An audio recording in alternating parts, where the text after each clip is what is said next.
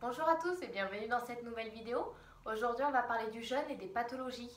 On va essayer de comprendre pourquoi pour certaines pathologies il peut être vraiment bénéfique et puis pourquoi pour d'autres c'est complètement déconseillé.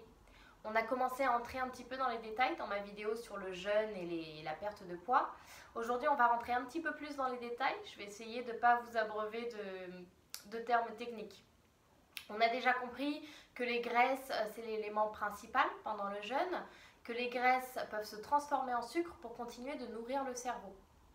Aujourd'hui, on va parler des différents processus pendant un jeûne, à commencer par le processus de cétose, qui arrive à peu près 36 heures pendant un jeûne, 36 heures après le début du jeûne, mais ça dépend du type de jeûne que vous faites.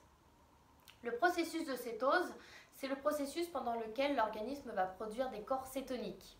Oui, ça a l'air super compliqué. En fait, les corps cétoniques, ce sont tout simplement des déchets qui sont produits à partir des graisses. Le corps va se nourrir de ces déchets-là. Ça va vraiment être notre carburant pendant ces quelques jours où on n'a rien d'autre à se mettre sous la dent. Et c'est ce qui va nous permettre de continuer de réfléchir, de penser, de bouger, etc. De ce processus-là va découler un autre processus. C'est ce qu'on appelle le processus d'autophagie. Encore une fois, ça a l'air compliqué, mais c'est tout simple. C'est le processus de nettoyage.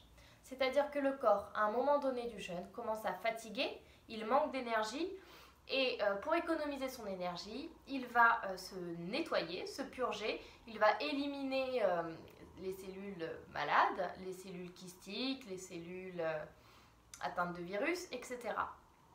Donc là, vous l'aurez compris, vous avez tous compris pourquoi est-ce qu'il est extrêmement bénéfique pour certaines pathologies, mais je pense que vous aurez compris aussi que dans certains cas, effectivement, il vaut mieux ne pas jeûner. C'est-à-dire quand on n'a pas les réserves nécessaires pour tenir ce jeûne, pour pouvoir continuer à fonctionner correctement.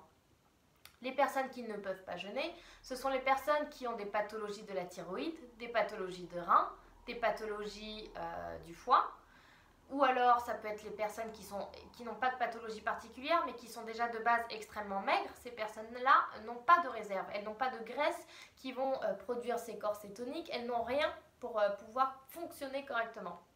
Il y a aussi les personnes qui souffrent d'anorexie et puis évidemment les femmes enceintes ou les femmes qui allaitent, qui elles ont besoin de leur graisse, elles ont des graisses mais elles en ont besoin pour autre chose, pour nourrir leur enfant.